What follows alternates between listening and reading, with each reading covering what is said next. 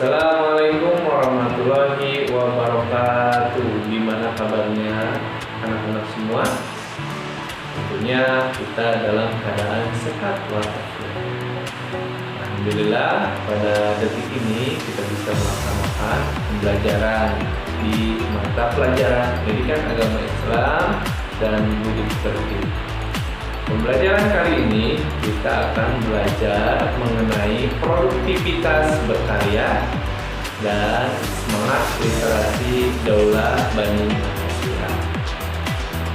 Daulah Bani Abbasiyah ini sebagai informasi, dulunya sebelum ada Bani Abbasiyah ada dinamakan dengan Daulah Bani Umayyah.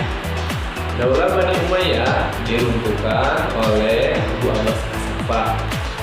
Dia meruntuhkan daulah ini dan membentuk satu daulah yang kemudian dikenal dengan Daulah Bani Abbasiyah.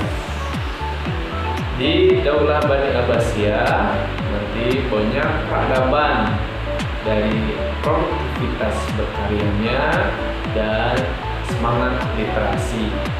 Semangat literasi tersebut nanti mencerminkan menghasilkan banyak karya. Maka sebelum belajar lebih lanjut, di sini Bapak ingin bertanya mengenai gambar yang ada di sini. Apa nama gambar di samping kita ini? Ya, betul. Itu namanya kota Buldan, Baghdad, yang berada di Baghdad.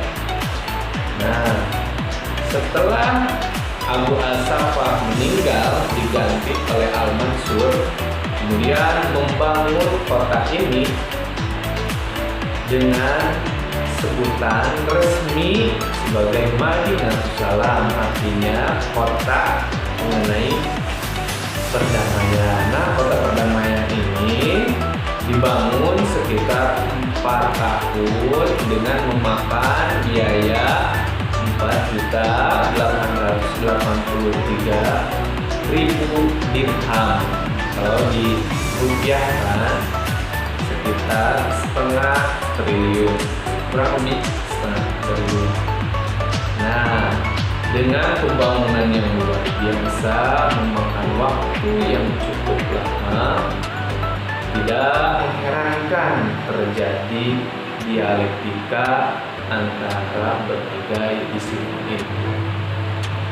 Salah satu intensi yang getol dalam melakukan pemanfaatan ilmu pengetahuan yang ada di negara Yunani, India, Persia, dan wilayah yang berpotensi mempunyai pengetahuan yang terekam dalam suatu catatan. Di instansi tersebut diterjemahkanlah ke dalam bahasa Arab, Yunani ke dalam bahasa Arab, India ke dalam bahasa Arab, dan bahasa-bahasa asing lainnya. Nah, instansi tersebut disebut dengan Baitul Hikmah. Baitul Hikmah itu mempunyai arti sebagai tempat kebijaksanaan, tempat menghasilkan suatu pengetahuan yang luar biasa. Di dalam Baitul Hikmah tersendiri itu banyak cendekiawan, alim ulama, Islam maupun non-Islam itu mempunyai kajian. Nah, mereka mempelajari berbagai pengetahuan. Ada ilmu astronomi, ilmu yang membahas, yang mempelajari, yang menganalisis bagaimana fenomena-fenomena alam bisa terjadi. Yang kedua, ilmu filsafat. Nah, ilmu filsafat ini adalah ibunya ilmu-ilmu yang ada pada zaman sekarang. Filsafat yaitu ilmu tentang kebijaksanaan. Ilmu tentang kebijaksanaan ini adalah akan melahirkan manusia-manusia yang sering memanfaatkan daya nalarnya untuk mencari solusi-solusi secara kreatif dan efisien. Nah, selanjutnya ada ilmu kedokteran. Pada zaman Bani Abbasiyah ini, ilmu kedokteran juga mendapatkan tempat atau respon yang luar biasa. Salah satu buku yang terkenal yaitu dengan nama Qanun Fikih. Nah, dalam Qanun Fikih tersebut dijelaskan mengenai permasalahan-permasalahan dari alat indera kita, yaitu penglihatan. Nah, Qanun Fikih memiliki andil yang luar biasa hingga zaman sekarang.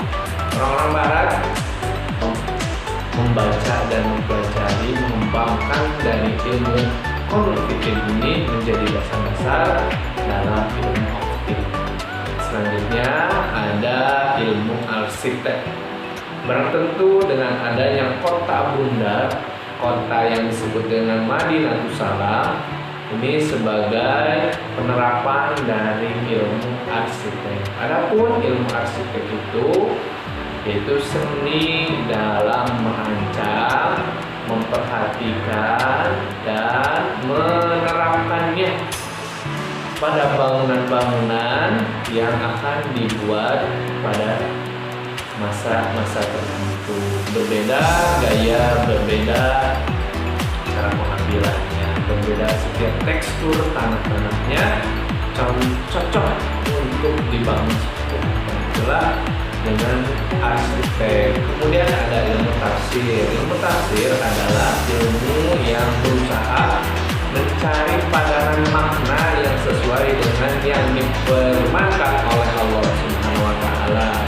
Kemudian ilmu hadis, ilmu yang mencari, yang cara mengetahui ilmu hadis sahih, ilmu hadis sahih, ilmu hadis hasan, dengan menelusuri riwayat apakah dhabit atau mutawatir atau ada yang mustahil. Nah, dari hal tersebut itulah ilmu tentang ilmu hadis. Kemudian ada ilmu tasawuf. Ilmu tasawuf mengajarkan di dalam Baitul Hikmah tersebut bagaimana seseorang agar bisa senantiasa hatinya itu tazkiyah nafs, atau bagaimana dirinya membersihkan diri, tidak berbuat seenak-enaknya, melanggar peraturan mengenai hati, inner beauty atau keadaan diri yang dalam. Kemudian yang selanjutnya ada ilmu fikih.